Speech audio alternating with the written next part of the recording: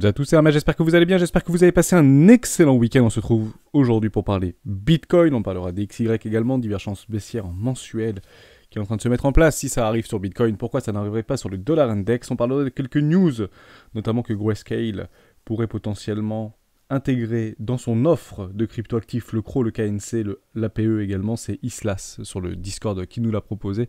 Merci pour cette news. N'hésitez pas bien sûr à partager vos news que après je peux relayer directement sur Twitter. Comme ça vous permet de vous en imprégner et de vous l'approprier. On commence maintenant.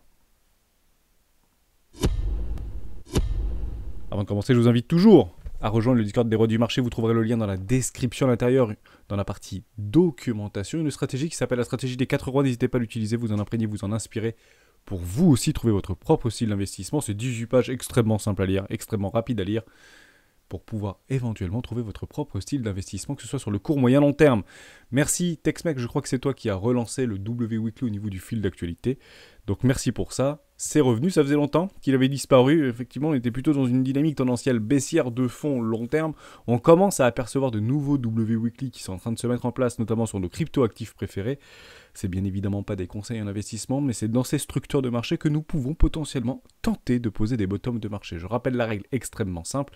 Généralement, la consécration de ces W Weekly, je vais aller tout en bas sur l'index par exemple, je vais aller mettre en weekly. En cas de résolution, vous l'aurez potentiellement ici. Moi, je vais aller là d'ailleurs, parce que vous avez la petite indicateur de Texmec, ce sera même encore plus simple. Je vais enlever Volume Profile. Texmec, vous l'avez dans le lien directement dans le Discord, dans l'onglet documentation. Donc vous auriez potentiellement une neckline ici sur les 22 000 $, clôture en weekly ici, on est potentiellement en train de le faire. Il faudra bien sûr attendre la clôture de la bougie de cette semaine, donc ce sera dimanche soir. En cas de résolution, extrêmement simple, et de confirmation, vous avez des ratios de 1 pour 1. Dans 83% des cas, ce ratio se réalise. Ratio de 1 pour 1. Et on tenterait potentiellement de créer des bottoms de marché. Donc on serait potentiellement sur les 26 464 $. Ce serait la target par rapport à la consécration et à la confirmation de ce W Weekly, notamment sur notre ami Bitcoin. Ça diverge un tout petit peu au niveau des échangeurs, bien évidemment. Donc aller sur l'index, ça peut être très intéressant. Mais vous auriez potentiellement 26 500 $. Ce serait un objectif théorique par rapport à la résolution de ce W Weekly qui n'y est pas. Or, sur Ethereum, on a, me semble-t-il, confirmé ce W Weekly et on fait exactement la même chose. Pourquoi Ethereum est en train de faire ça? C'est extrêmement simple, on est en train de pricer la news du merge, parce qu'on a enfin une date qui tendait en fait à se décaler en permanence. Je crois que c'est le 17 ou 19 septembre maintenant. Donc ce serait potentiellement 1700 $, vous vous rappellerez de ça, 1700 $, on serait exactement sous une énorme résistance de prix au niveau d'Ethereum. Voilà l'objectif de ce W Weekly qui tendrait potentiellement à poser des bottoms de marché. En somme, on peut très bien aller chercher cette target, derrière revenir sans pour autant remettre en cause ses précédents lots et structurer quelque chose de magnifique. Ce serait ça en fait l'idée d'un magnifique W Weekly dans des W Weekly dans un magnifique W mensuel. Ça c'est joli, et là on aurait potentiellement une confirmation en béton armé de bottom de marché. Pour l'instant nous n'y sommes pas, c'est des premiers signes, ni plus ni moins. J'avais aussi parlé dans une vidéo précédente par rapport à notre EMA9 EMA200. EMA9 EMA18, pardon, ce billet institutionnel que vous pouvez potentiellement utiliser, vous l'avez bien eu sur Ethereum, on continue notre poussée haussière, nous ne l'avons pas actuellement sur Bitcoin, mais on est en train de cross ici. Donc on peut potentiellement faire une jolie bougie ici du lundi matin. Et je rappelle que à l'ouverture de Wall Street, généralement quand les bougies sont vertes ou bleues, notamment le vendredi à Wall Street, elles sont généralement belles, puissantes, vertes ou bleues à Wall Street le lundi. Donc on peut regarder ensemble une jolie bougie verte, potentiellement un gap de rupture ici. Donc on peut tout simplement l'attendre, on peut éventuellement essayer de s'extraire par le haut de ce magnifique range, tout simplement. Potentiellement extraction par le haut. Pourquoi je dis ça? C'est extrêmement simple, puisque si on fait un petit tour sur Coinalyse, vous avez encore des personnes qui shortent ce marché et qui n'attendent que ça. C'est pourquoi ça monte, ce n'est pas normal. On a un CPI et une inflation aux États-Unis à 9,1, donc le scénario n'est pas bon, l'histoire n'est pas bonne. Pourquoi ça ne fonctionne pas? Pourquoi le prix ne s'effondre pas? En fait, les gens sont contre ce mouvement tout simplement. Vous avez d'ailleurs, et ce qui est relativement rare, un CVD spot qui est plus agressif que le CVD sur les contrats futurs. Et ça, on le remarque extrêmement bien. Ça a beaucoup travaillé ce week-end. Vous aviez des énormes clusters en haut et à droite. Toutes les positions quasiment ont été clôturées. Vous avez quasiment plus rien, que ce soit au nord ou au sud. Les gens, entre guillemets, ont pris leur profit pour ceux qui étaient en train de long dans ce range, jusqu'à preuve du contraire, on le reprend ensemble, bas de range, haut de range, je vous montre ici. Actuellement, on est en train de travailler ce haut de range, jusqu'à preuve du contraire, on vend les hauts de range pour acheter les bas de range, c'est exactement ce qu'on est en train d'observer sur notre ami Coinalyse, et on a une explosion au niveau des open interest, on a des nouveaux records, 271 000 bitcoins actuellement leveragés sur les open interest, sur l'ensemble des échangeurs.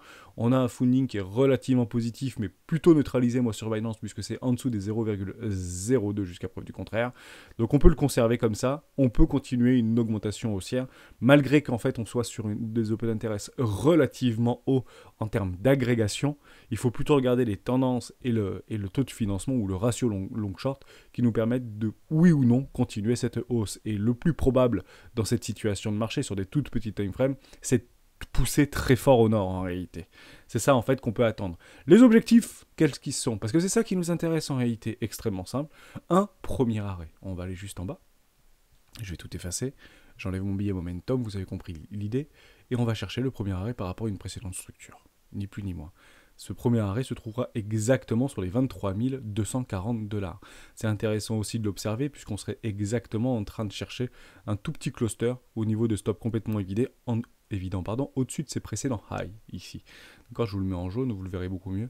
Donc on serait sur un premier arrêt. Tant que le premier arrêt tient, le plus probable, qu'est-ce que c'est? C'est de faire un nouveau plus bas. Hein, c'est ça la réalité, c'est de faire un nouveau plus bas. On peut tirer plus haut, mais jusqu'à preuve du contraire, ce serait une acceptation au-dessus des 23 000 $. En somme, on continue notre hausse aujourd'hui, demain. D'ailleurs, on accepte en réalité ce prix, on vient chercher des petits acheteurs agressifs en levier x100, sans remettre pour autant en cause toute la dynamique tendancielle haussière court terme qu'on est en train de mettre en place avec très peu de dip. Ça, vous l'avez observé, nous avons très peu de dip. En somme, on ne vient pas chercher ici pour refaire ça. Non, on pousse très très fort le prix du Bitcoin. Et c'est bullish. À court terme, c'est bullish. On n'arrête pas, entre guillemets, un TGV. Okay, malgré ce qu'on est ici, et ce qu'on est potentiellement ici, et ce qu'on est potentiellement ici, on n'arrête pas un TGV.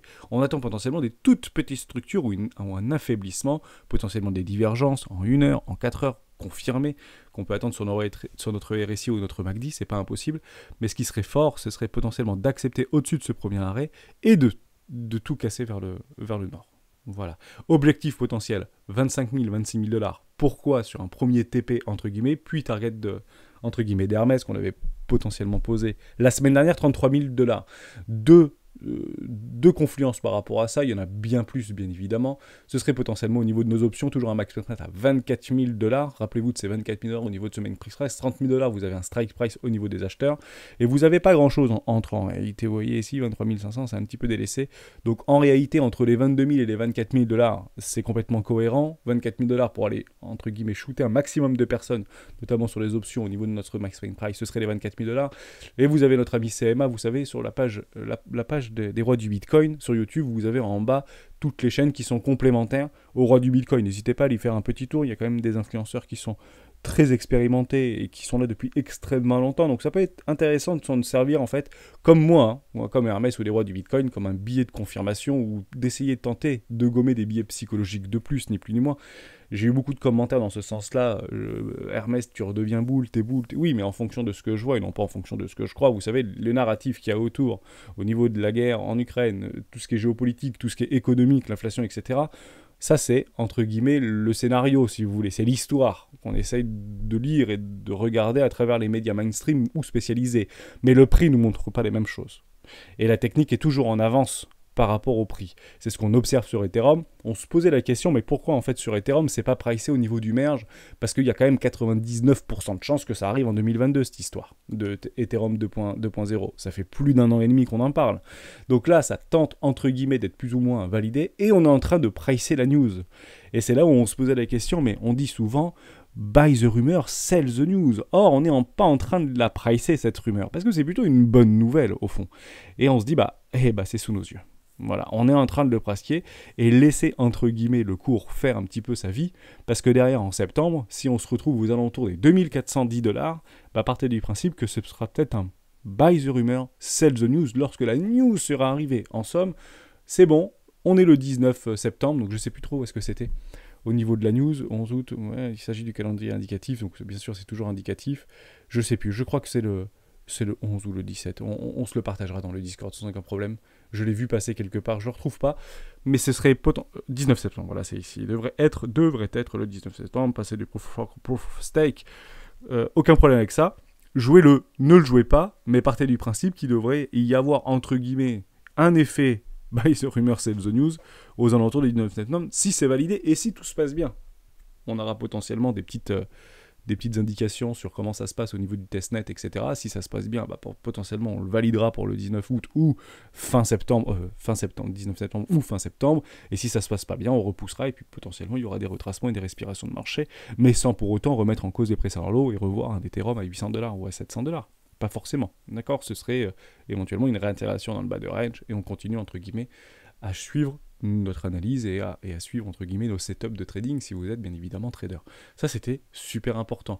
Il y a d'autres choses qui permettent entre guillemets de nous faire douter par rapport à ce qu'on est en train d'observer, notamment sur les marchés financiers. C'est des news qui sortent comme ça, l'Ukraine serait en train de lever une armée d'1 million d'hommes pour lancer une contre-offensive, notamment avec de l'artillerie et des armements occidentaux. Donc ça c'est des choses qui peuvent, entre guillemets, même si c'est gravissime, il ne faut pas, entre guillemets, minimiser ce qu'on lit ou ce qu'on voit, puisque pour le coup, c'est potentiellement la réalité à propagande interbossée. Les propagandes occidentales, propagande russe, propagande asiatique, etc. Mais dans l'idée, il ne faut pas non plus penser que c'est le débarquement de Normandie. Ce n'est pas 1 million d'hommes qui vont arriver tous ensemble avec des canons pour aller récupérer leur Donbass. C'est pas comme ça, ça devrait pas se passer comme ça.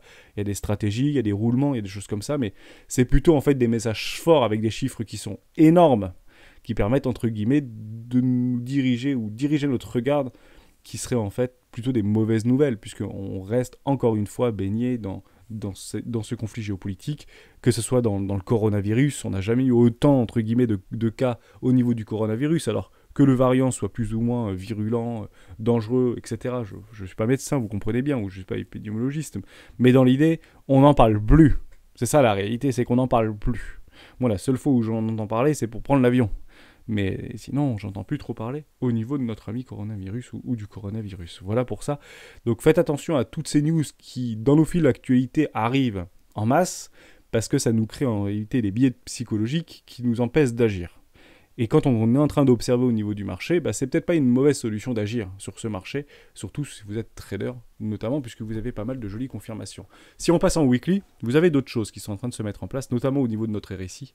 En 14 périodes, on va le retrouver juste là, on arrive sur en fait une résistance par rapport à une ligne de tendance, support, support, support, hop, ça casse, résistance, potentiellement résistance, on y approche de façon assez rapide. Donc soyez vigilants par rapport à ça, reprenez bien vos indicateurs techniques, c'est pas parce que ça monte que ça doit monter, c'est pas parce que ça baisse que ça doit baisser jusqu'au fin fond des enfers. Vous comprenez bien l'idée un petit peu par rapport à tout ça. Il y avait toujours un trade qui était en cours, je vous en avais parlé il y a peut-être 2 semaines de cela, j'étais juste là, potentiellement on pourrait le réaliser, ce dress sur les 23 600 $, à peu près 23 500 $.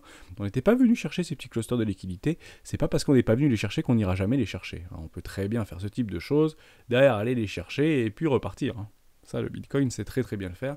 Donc on attendra bien sûr les news, etc. Mais on a quand même des objectifs datés par rapport au max pain price, etc., qui pourraient en fait catalyser ce prix. C'est plutôt, on va plutôt rechercher actuellement des catalyseurs. C'est à peu près ça qui est sous nos yeux. Il y a aussi, d'ailleurs en parlant de YouTube, CMA, c'est pour ça que je vous parlais par rapport à la chaîne des rois du Bitcoin tout en bas, vous avez Crypto Money Analyse qui nous ressort une petite vidéo et qui a sa target en réalité lui par rapport à une continuation baissière aux alentours des 14 000 $, 13 000 $, voire bien plus bas, mais il le tient puisque tant que son scénario n'est pas invalidé, et ça c'est typique des idiotistes, tant que les scénarios ne sont pas invalidés, le plus probable c'est de les jouer, et ce qu'il faut faire c'est les jouer.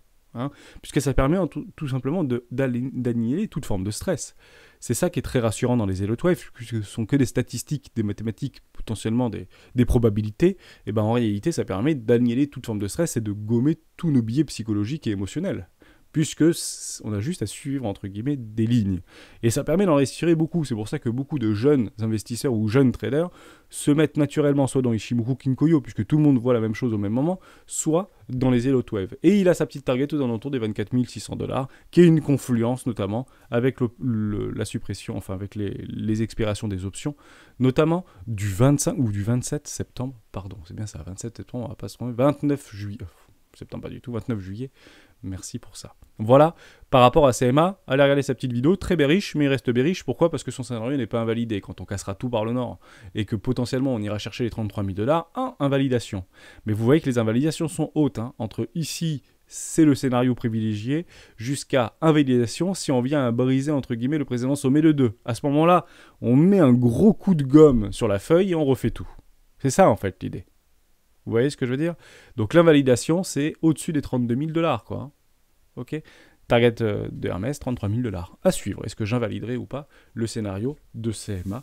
Tout simplement, la question reste ouverte. Je voulais vous parler d'autres petites choses qui sont très intéressantes par rapport à tout ce qu'on peut observer.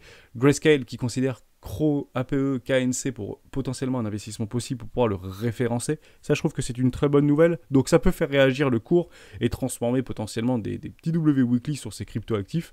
Mais c'est pas fait encore, c'est juste, entre guillemets, en train d'être exploré. Voilà, c'est ça le terme exact. Merci Islas pour cette information, je trouvais ça très intéressant. Je voulais vous reprendre aussi au niveau de l'inflation, parce qu'on a aussi ce billet pour dire on n'est pas d'accord avec le prix qui monte, puisqu'en réalité on a une inflation qui est pas du tout bonne, 9,1. Or, au niveau de l'OCDE, et puis ça c'est une prédiction, une prévision que j'avais retrouvée il y a quelques temps, donc c'est quand même relativement vieux, vous voyez, on avait sur le T1 2022 8%, on était à peu près sur les 8%, mais on devait intégrer dans le Q2, en fait, une diminution, on devrait retrouver un 7,6. Or, on est retrouvé à 9,1. Oui. Mais en réalité, on n'avait pas prédit l'explosion des matières premières, on n'avait pas prédit que le pétrole allait atteindre les 128 $ ou les 118 $. Donc, jusqu'à preuve du contraire, on est en train de voir une diminution ou un essoufflement au niveau de la hausse sur les matières premières. Alors, certains disent ça va aller à 380 $, d'autres disent, comme JP Morgan, que ça devrait aller à 65 $. Qui a raison, qui a tort? Les options décideront et le marché décideront. Très clairement, là où c'est potentiellement le plus rentable. Je ne préconise pas, entre guillemets, dans les informations que j'ai actuellement, un baril qui dépasserait, entre guillemets, les 380 $. Puisqu'en fait, il faudrait que ce soit catalysé par des news extrêmement baissières. Et actuellement, nous ne les avons pas, en réalité. Donc, on ne peut pas les utiliser et on ne peut pas les anticiper. Pourquoi? Parce qu'on ne traite et on trade ou on investit que dans ce que l'on voit et non pas dans ce que l'on croit en réalité.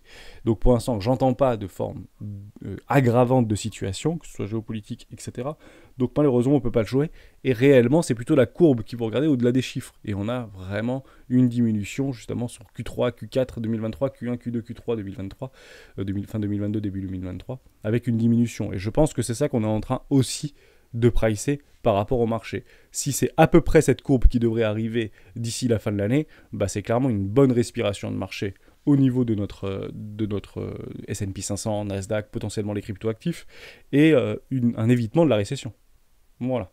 Mais pour l'instant, on n'en sait strictement rien. Et j'ai pas ces informations, notamment au niveau du CPI. Par contre, on est bien revenu au niveau des 71%. Ça m'a fait beaucoup rigoler. Je l'ai partagé dans le Discord et on arrêtera la vidéo là-dessus. Je trouve ça très drôle.